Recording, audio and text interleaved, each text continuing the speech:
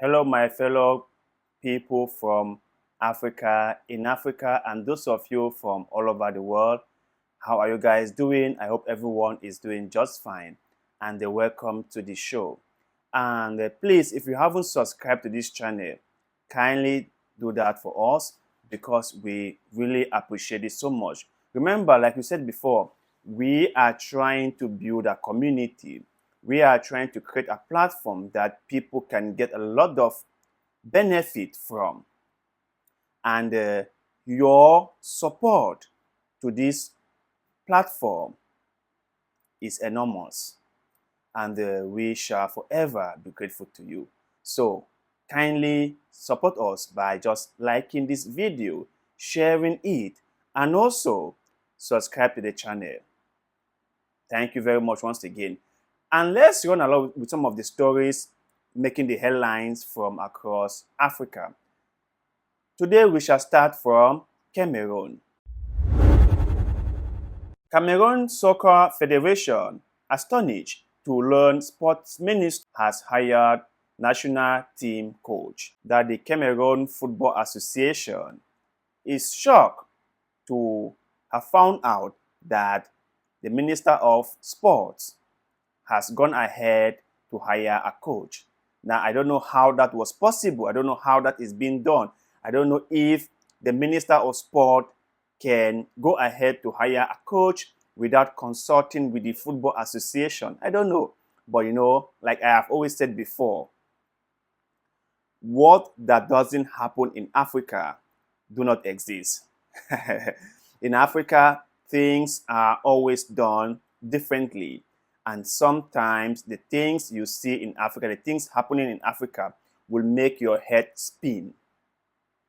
So let's continue with the article to see what it says. Cameroon's Football Federation expressed its great astonishment after learning that the sport ministry had hired Mark Beard as the new coach of the country's national team. The Belgian succeeds Ringobert Song, whose contract expired after the African Cup of Nations earlier this year and was not renewed. Football star Samuel Eto'o heads the National Football Federation. The Cameroon Football Federation learned at the same time as all Cameroonians of the appointment to position of responsibility within the national senior men's football selection, a federation statement said. It said the decision was made unilaterally and expressed its great astonishment at this act, which is contrary to the terms of Decree number 2014/384 of September 26, 2014, relating to the organization and operation of national football teams. The federation said it was trying to shed light on this regrettable situation. Song led the Indomitable Lions to the round of 16 at the African Cup of Nations. This is a very funny story, but from a country like Cameroon, I wouldn't be surprised because more too often we see things like this happening. People just overstep their bounds, overstep their functions, and take over the functions of other people. So it won't be something surprisable, but let's wait and see how everything is going to unfold. So let's get to another second story for today. Cameroon. Government deems two opposition groups illegal, issues warning ahead of 2025 election. The Cameroonian government has described two political groups seeking to create opposition coalition as illegal. A statement from the Territorial Administration Minister Paul Atanganji on Tuesday named the Political Alliance for Change and the Alliance for Political Transition in Cameroon and described them as no political parties under the law. The statement also expressed concern over pseudo-associations ahead of the 2025 presidential election.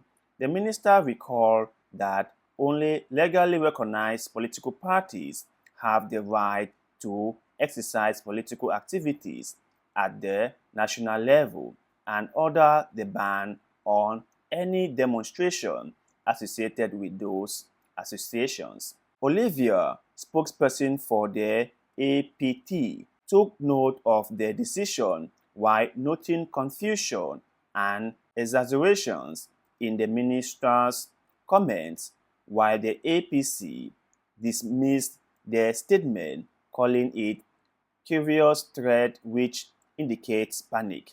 The alliance said it was ready to face the elections vigorously, victoriously, victoriously next year. Led by former Deputy Jean-Michel Ancho, the APC was set up in December at a congress of the leading opposition movement for the Renaissance of Cameroon, which backed Maurice Kamto for president in the 2018 ballot. Kamto came second and called Biya's re-election a fraud. He was jailed without trial the following year after staging peaceful protests. The movement boycotted legislative elections in 2018 and over the next 2 years saw 700 of its supporters in prison, including Kamto. International NGO accused the regime of President Paul Biya, who has ruled for more than 41 years, of systematically suppressing opposition. So these are very, very serious moments in Cameroon. And with the oncoming elections, things will just get more and more complicated. For those political parties or for anyone who is trying to go in or trying to campaign or trying to weigh in for any political position, just be careful. Just know who you are going against, who you are standing against, who you are competing against, and just understand the political landscape of the country. Politics in Cameroon is a very, very dangerous game, and I will urge anyone who wants to be playing politics in Cameroon to be very, very careful. I think Maurice Kamto learned that the hard way. Because if you would have told Maurice Kamto, if someone had told him before all this saga that they thought that Cameroon was a place where politics is very dangerous, he would have said, no, I don't believe that. But after the 2018 presidential election, I think he saw that firsthand, and he himself cannot testify as to what is really going on. But enough of that. Let's move on to the next story for today. Cameroon, 52 footballers suspended for double identity. A member of Cameroon's African Cup of Nations squad is among 52 players who face being excluded from the playoffs for the country's Premier National Championship due to irregularities in their registration. Wilfred Nathan, Douala, and 51 other players considered by the Cameroonian Football Federation to have a double identity, lied about their age, and were suspended. French channel ROMC and Cameroonian media reported on Monday. Only one club, Young Sport Academy, has had 13 players highlighted for suspension or dual identity. The federation published on Sunday the list of teams participating in the qualifiers, which are due to begin on Friday, with the name of 52 players highlighted in red for double identity.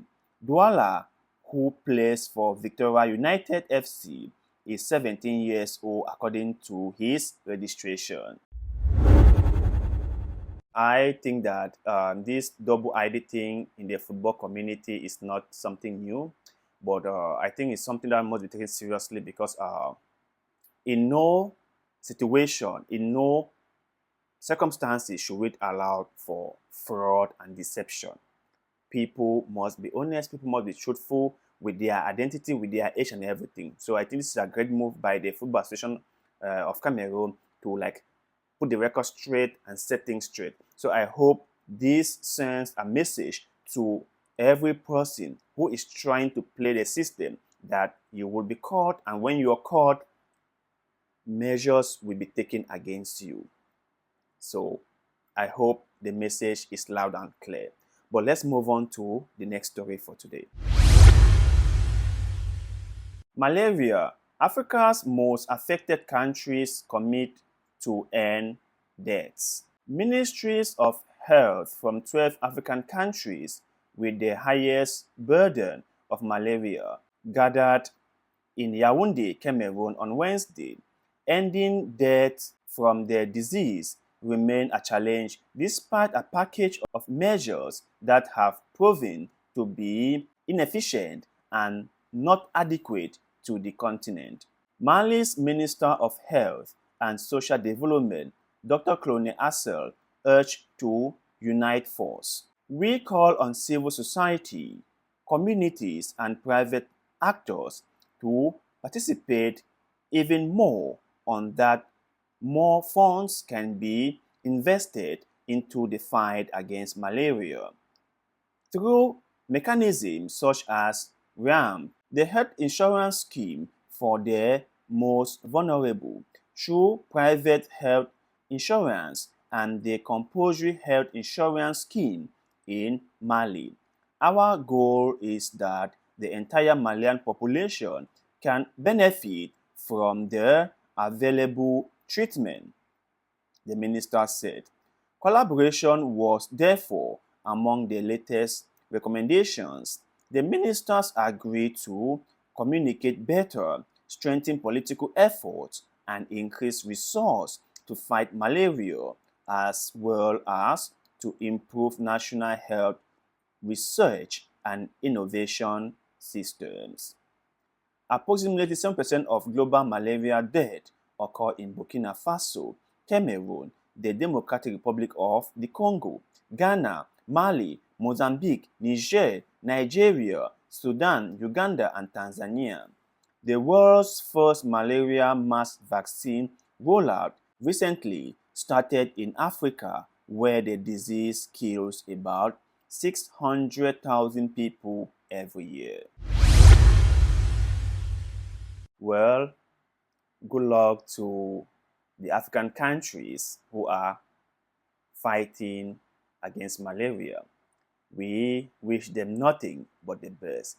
Malaria has been a very severe infection or disease in Africa, and it has killed a lot of people. So we are hoping that this whole malaria thing can be put to bed.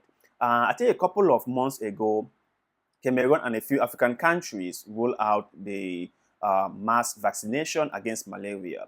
So we are yet to see the result from the mass vaccination. And we all hope that the people who are suffering from this disease can have a sign of relief to know that the disease is being taken seriously, and maybe in the nearest future we can have it eradicated from the continent. But let's continue with our final story for today. Cameroon Football Federation rejects president's offer to step down. Cameroon's Football Federation has rejected an offer by former star striker and its current president, Samuel Eto'o, to step down. He made offered his resignation during a meeting in Yaoundé on Monday to evaluate the national team's lackluster performance at the Africa Cup of Nations. Members said they had confidence in him to continue with his plan for the reconstruction and development of Cameroon football at all levels.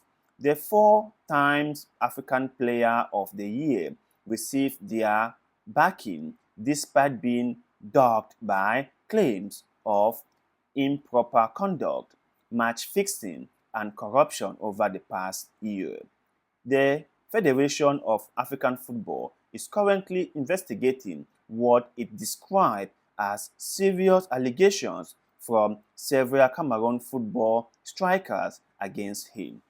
It noted, however, that the former Barcelona and Inter Milan star was presumed to be innocent until an appropriate judicial body concludes otherwise. Questions have also been raised about Eto'o's ambassadorial role with a sporting betting company.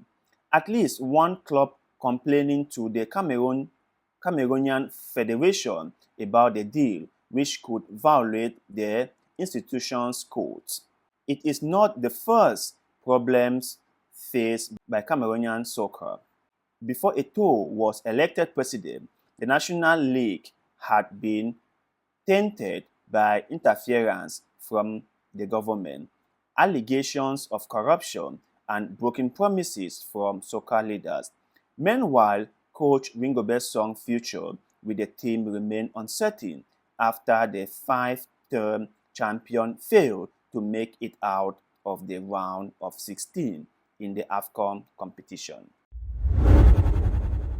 So Samuel Eto'o thought it was high time for him to leave, and the people told him that no, just stay. We have faith in you, we believe in you, we trust you, we know that you can get this job done. But I would think that if they wanted him to stay, they should have let him do his job. You know, I have to say this in all honesty, right? I think that Samuel Eto'o has been one of the best president of Fecafoot. Honestly, he has brought a lot of changes to Fecafoot. Now, there is no saint in this world. No one is pure. He also has some baggages. He also has some things that he has done that people might not appreciate. But if we have to have an average of everything, we will come to realize that he has done far more than an average Fecafoot president has ever done. But then again, I stand corrected on this. If you have more facts or more reason to believe that he hasn't done as much as I may think, correct me in the comment section below. I'll be very happy to hear from you. So that were the stories we were able to cover on the show today. We hope you enjoyed them. Please let us know in the comment section below which of the stories that you find very, very interesting. And also, do not forget to like this video, share it, leave us a comment below, because we love reading what you have to say. And also, subscribe to the channel, because that helps us a lot. We shall forever be grateful to you. Thank you very much. And like always, see you in the next one.